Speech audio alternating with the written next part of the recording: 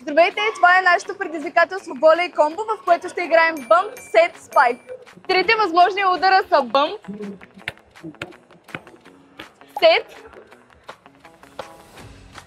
и спайк.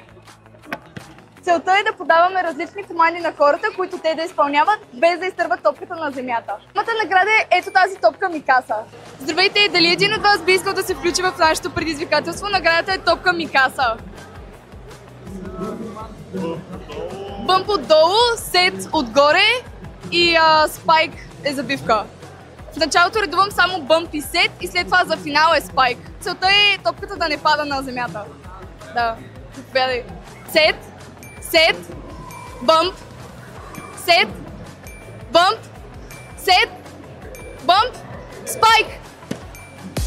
Браво! Получавате топката и получавате и всеки от вас получава по един ваучер. Да.